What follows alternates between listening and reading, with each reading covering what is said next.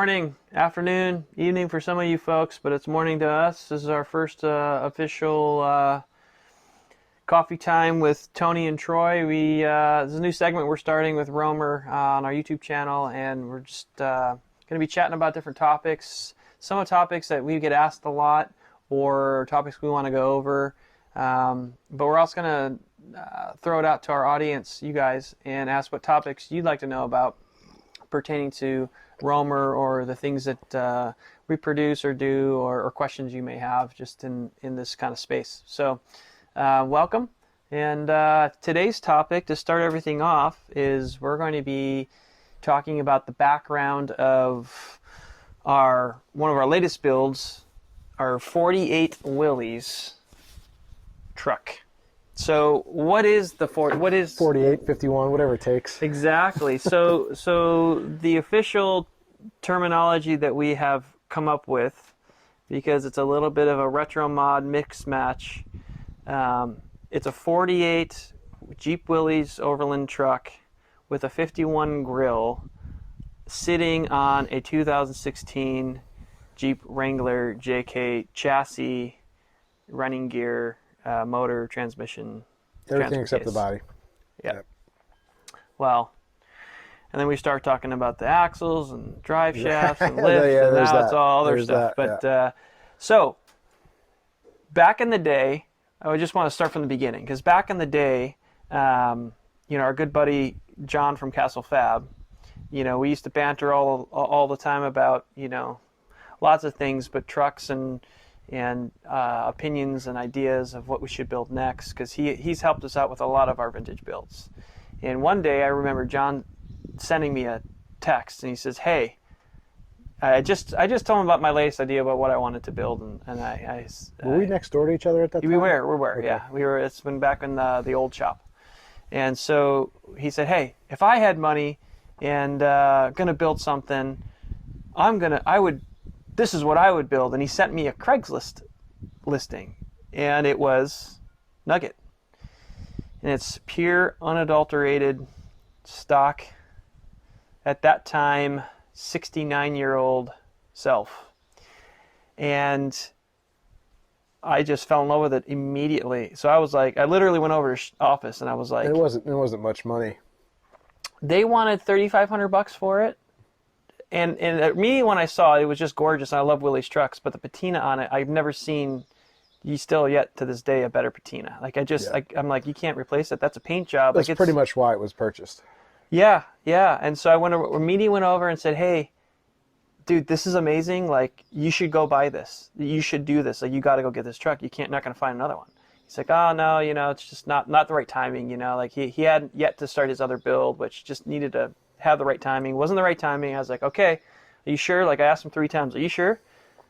"Yes." "All right." This part of the topic is up for much debate. Sure. I'm like, I'm going the chicken before the egg. I'm going versus to buy it. Who was going to buy it, who wasn't going to buy it, and who had money for it. Well, I called my cousin, and I said, "Go grab the trailer." He goes, "Okay." He's like, the cousin's just Jason Miller we're referring to. We're going to buy a Jeep. He's like, "Okay."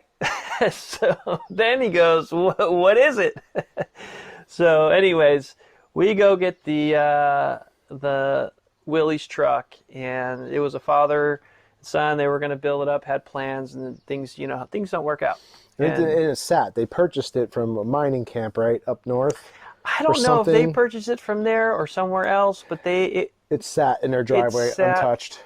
I think it had been there for a few years, untouched. I think he bought it when the kid was like 13 or 14, and now he was like 16, 17. And it just hadn't happened. It hadn't started.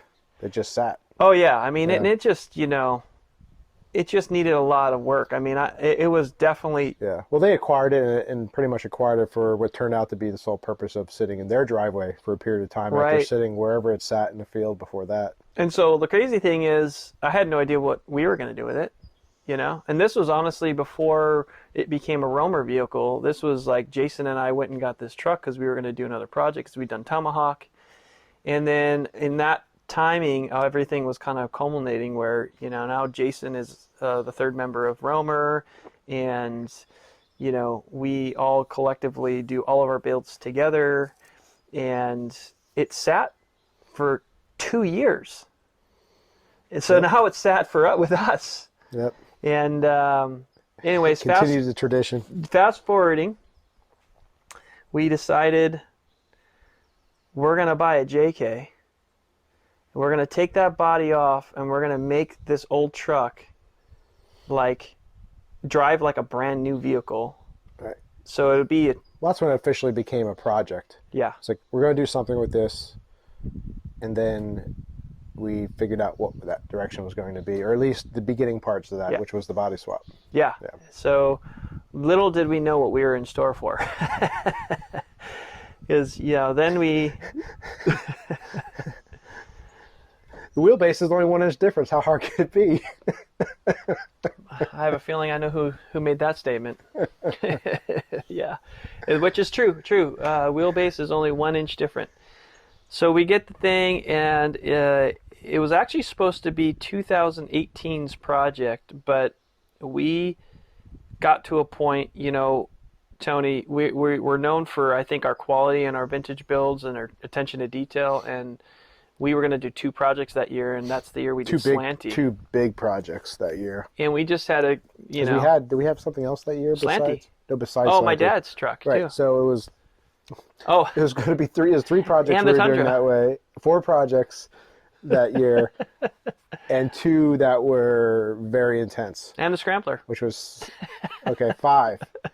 5 projects that we were going to do, with 2 of them being fairly intensive. Right. So we had to just, take a step back and say, all right, we're going to push this to 2019, which I'm glad we did.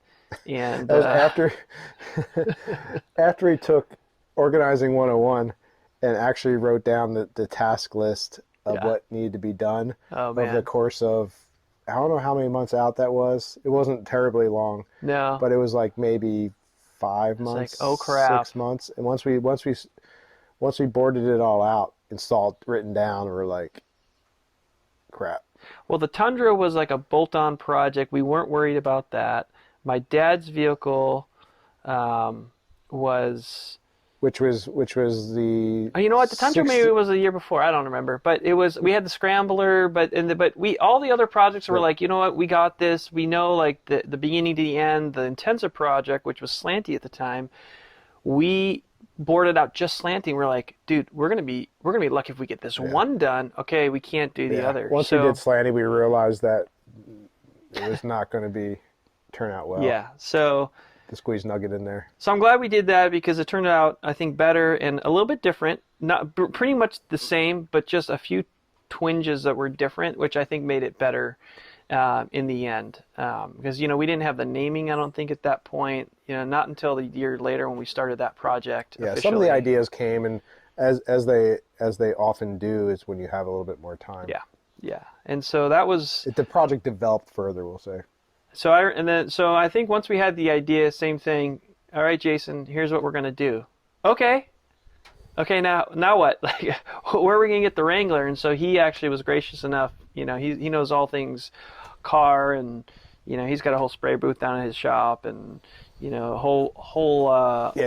Jason, to give you a little background for those that are catching up or don't know us, which is the majority of you. Jason Miller owns Miller Collision, which is a auto body shop in San Diego County. Yeah. And so he found and procured the 2016 JK that was technically a wrecked Jeep, but we found one with criteria, and that was actually part of the hard search, is finding one that had the damage that we wanted, like the front axle and suspension was totally blown out, and there was a bunch of dents on the body, because I don't know if it had been a flop or whatever, but the frame, the motor, and transmission and all that stuff was all good to go. Only had 30,000 miles on it, so that was our baseline.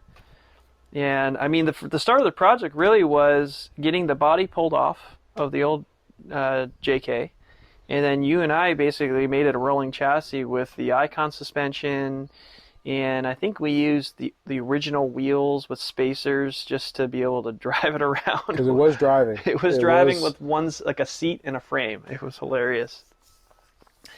And yeah, and then that's where actually it became hairy. You know, when we started talking to Chris, the fabricator, that helped us put the body on.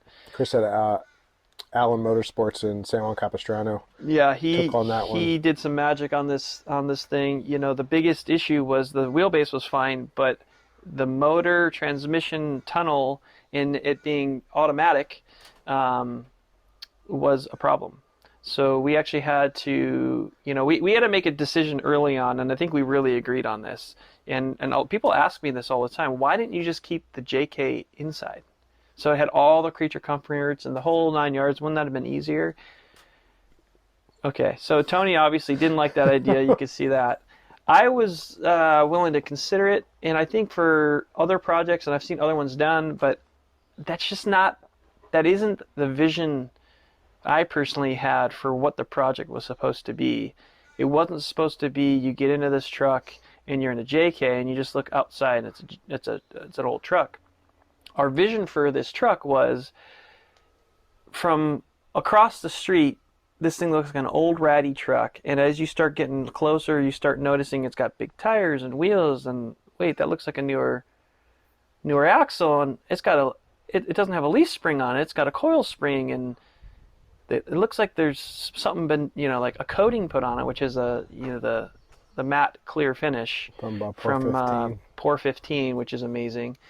And then you open the door, and it's like a brand new old truck.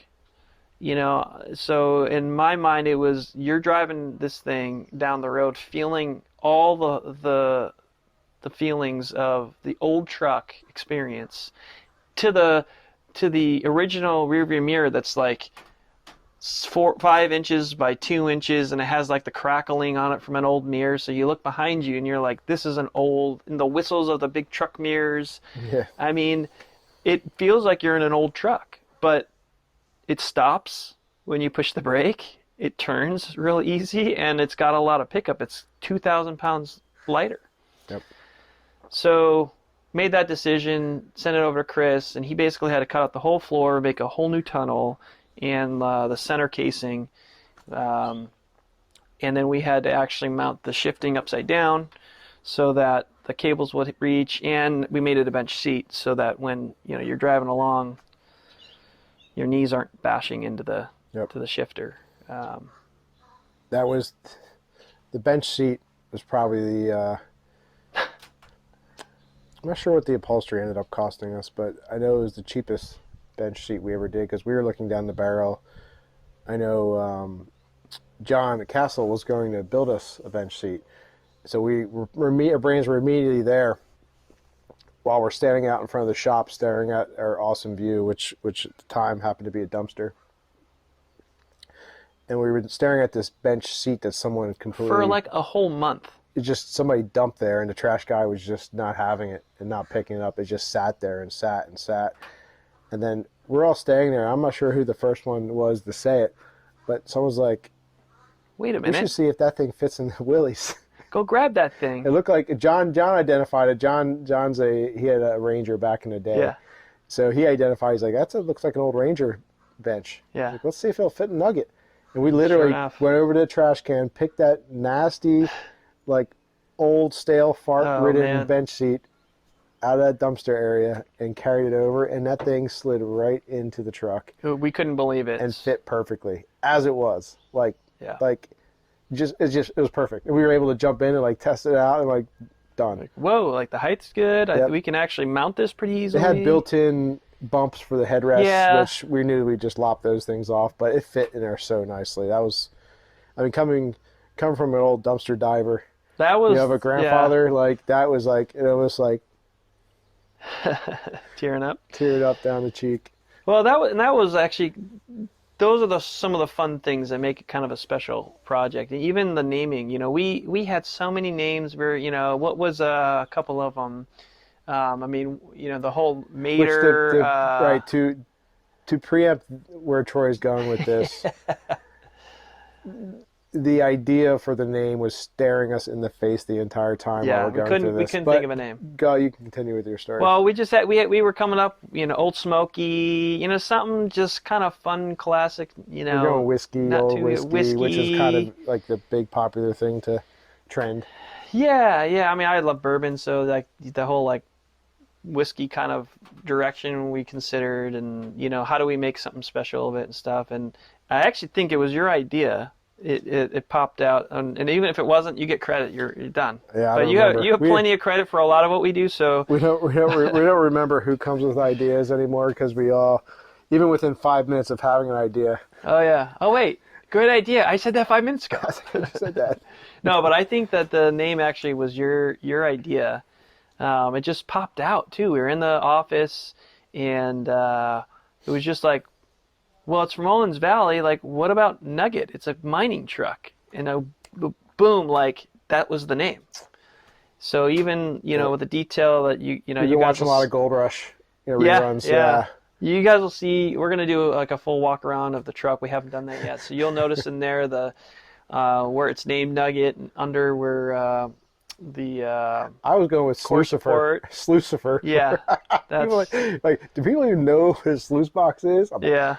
Dude, they know on Gold Rush. That one got X'd out early on. X'd out real quick. Yeah. And then, of course, our good friend Robbie Kelly from Black Label Studios in Texas. He turned the shifter knobs with some fool's gold in it, and just a few details. And we'll post some pictures too about what the doors look like when we got this thing, and what Miller Collision, Jason down there, and his guys were able to do to like pull back out the original paint on the doors. I couldn't believe how much was there. Yeah, the oxidization. The original mining company that owned the vehicle actually had the name of the company and logos on the rig, which were fairly visible on one side of the truck. The unknown for us was the other side. At some point over the years, somebody took Battleship Gray primer and just primered over the company name on the other door. So we were confident we'd be able to get it off, because it was kind of coming off if you rubbed it with your hands and skin enough. Yeah. Without taking the original paint from the logo, but we weren't sure how much of that we were going to salvage, and it came out. I don't know how much time they took, but they babied that thing and must have rubbed it with a baby diaper until all that primer came off. But the logo and original company name is largely intact. I think he said something like 1,200 grit or something that they use. It was crazy. So yeah, so things like that, and knowing we were going to put the clear flat, like a real matte finish on it, that was really, we knew that from the beginning. Keep the patina, but then even we shot the inside twice, the color, because the first color green, it was like, sorry Jason, that wasn't the right one. And with a smile, probably with a who knows what behind our backs at the smile, he shot it again, and it's like the perfect color. And we wanted it super simple, so we really highlighted only a couple things on the inside. The floor is rhino lined, so it's just super clean and simple. The leather on the seats and on the door cards and on the dash pieces from Relicate leather from New York. And actually they're plaid. Of course, that was maybe my touch. I really liked doing the plaid roof in that thing, the red plaids. That was from Relicate. Then Dakota Digital has this just insanely awesome digital gauge cluster, and it actually was able to connect to the OBD2 port because it's a 2016 Wrangler, and most of the gauges came to life. I had to get creative with the oil pressure, and we still have to get the gas gauge working because we got to just install an extra float. So that's the last thing on that, but it went in super seamless. And then Switch Pros. I mean, we've been partnering with them on like every build we've done over the last 3 or 4 years. Those guys are great. They're local. I love to call them a mom and pop shop because that's how you feel when you talk with them. You get that kind of level of experience, but they call us up and have us come over for pizza sometimes. Exactly, but yet they have totally exploded, and they're like, just killing it. I mean, it's awesome to see the growth, actually. Honestly, maybe the first time we partnered with them, they were more mom and pop, but they've just exploded. But you still get that service. Like, they have that personal touch. But the switches, I mean, there's a lot of great switch companies out there, but I just love the sleek integration and just simple yet complex switch module that they have. I mean, all the options you have, but just the nice integrated, I mean, we've integrated them in all of our builds in different ways, like into the dash and such. And when we're using them for turn signals with the flashing and horns and momentary, and it was, so you literally have the switch pros, the gauge cluster, and a USB port, and that's it on the inside. So it's super clean. And Danish fuel. So tell them about that kind of little part of it. That is pretty sweet. That I stumbled on that guy on Instagram. Basically, it's a European military fuel can. Yep. That is, he buys them in bulk. He blasts them, refurbishes them, cuts them open, does it in the inside as well, repaints them, and you can get them in several configurations. We obviously decided to go with the bar function in there. We did incorporate the bourbon bar. We did incorporate some of that bourbon from some of the earlier ideas for Nugget. What's a gold rush, like a gold site without whiskey? Right, exactly. But he does have them in several configurations: medicine cabinets, first aid kits. Yeah. Really, really sweet, incredible product and workmanship on those things, and we're really stuck to that. But we mounted that on the side of the vehicle. And with a standard fuel can, U.S. fuel can, I believe, on the other side. Yep. And that's just a really, really nice detail. It's actually, people don't notice it right away because it's the vehicle itself is kind of, you're distracted by everything everything that's not obviously going on with it. You keep catching things, and then all of a sudden, like, you're seeing this fuel can scream out at you, but you're not really looking that close to notice that it has a door on it and it does clamshell open. Yep. And turn into a really nice bar. And when I've been doing tours, like all the guys in my neighborhood, or like Cars and Coffee or stuff like that, people want to tour on the car. I start there. I say, all right, tour starts here, and I unlock the door and open it up, and they're like, whoa! So it always starts at the. I can't wait for bar. the Corona to go away, because Cars and Coffee are going to be explosion. Yeah, so many of them in the area. They're going to be so fun. Yeah.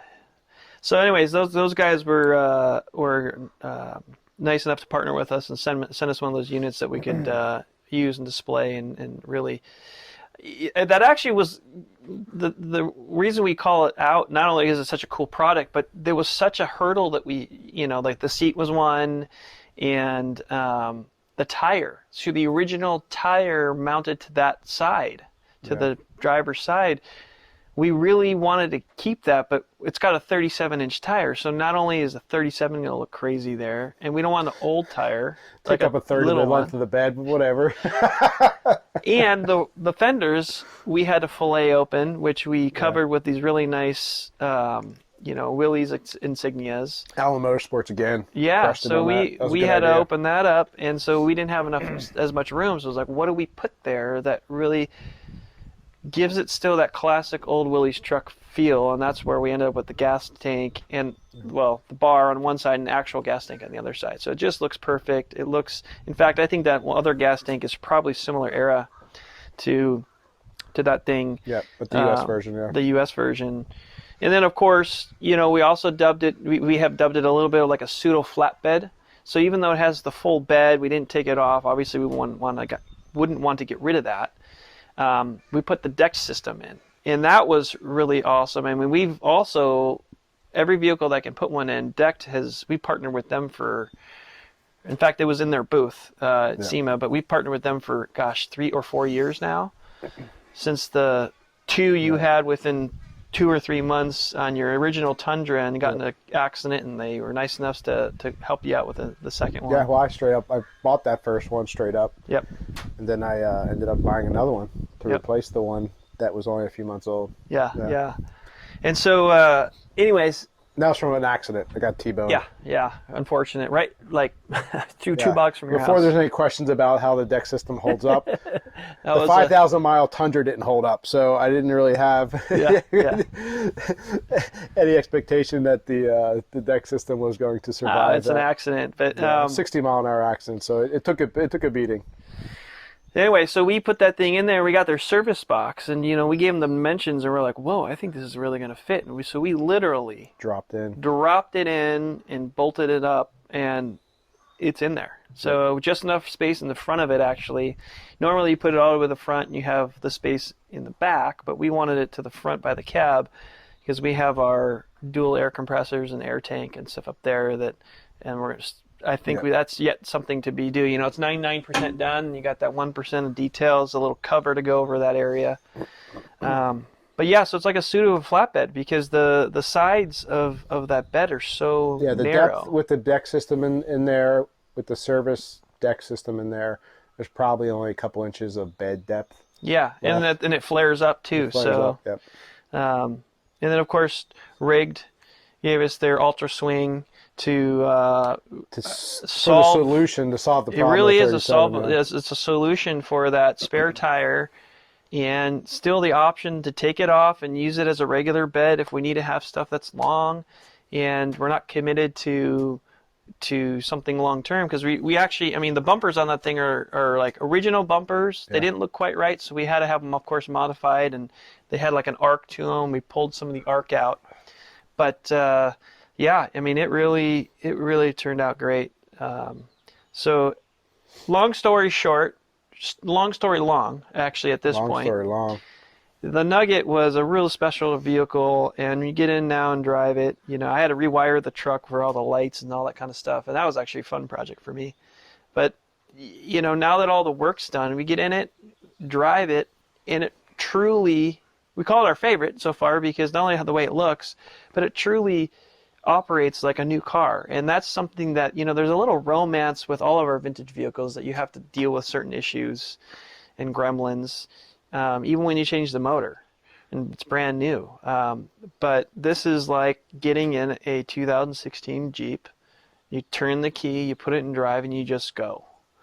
Underneath, we didn't talk too much about that. We have the frame, the motor, the transmission, and the transfer case is stock, but replaced it because we found that actually from the accident it had a crack in it, so we replaced that.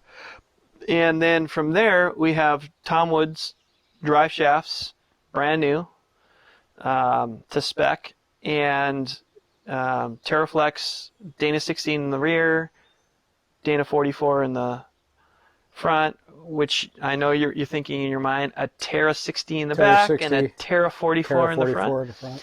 And then we actually went with 488 gears, and we went with Rugged Ridge Steely wheels and painted them red to kind of have that nostalgic look. Icon, I believe it was 3-inch JK lift kit, which just rides amazing.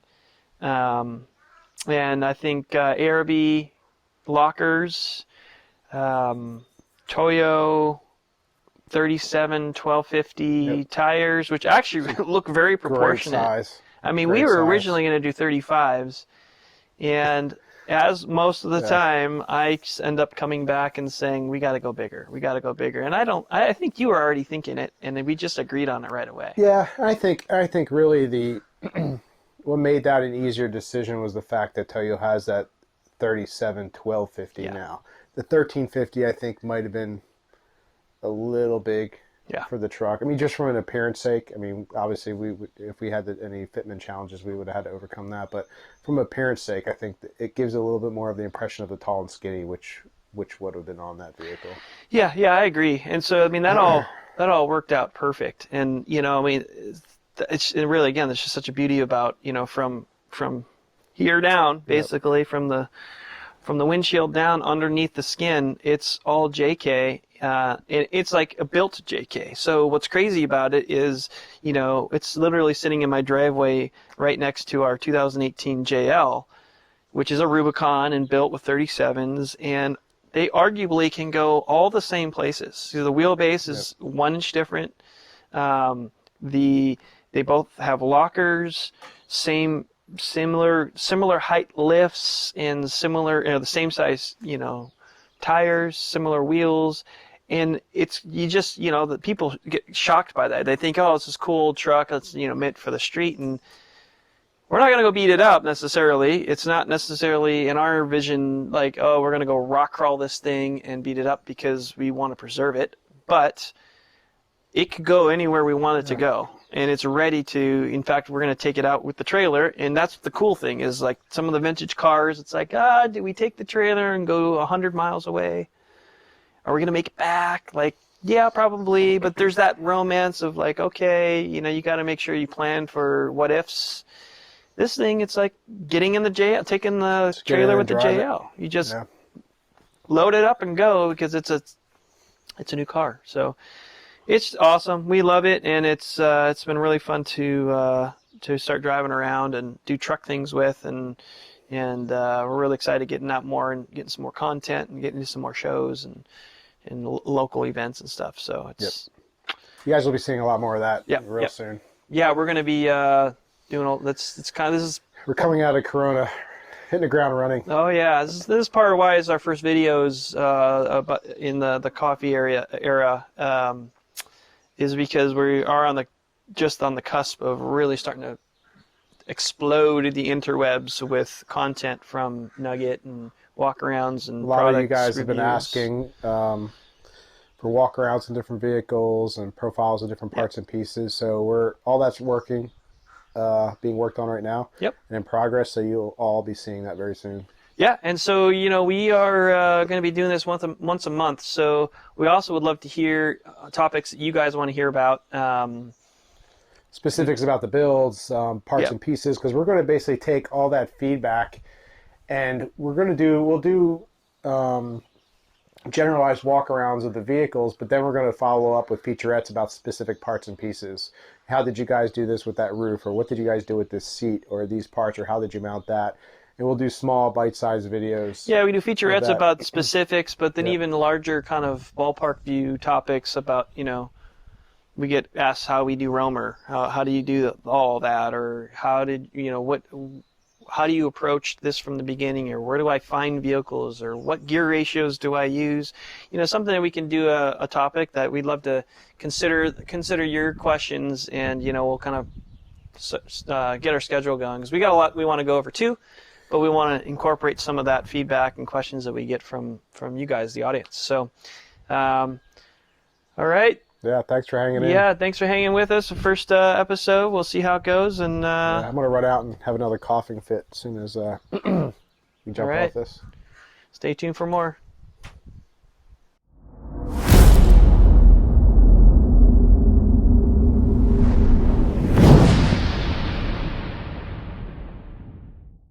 From Dakota. Let's pause right there. Oh, yeah? You don't got the corona, do you? I was trying to find a part where I can break you so we can cut in. Did you see my eyes tearing up while I was talking? That was me choking back a cough. I need to grab a drink.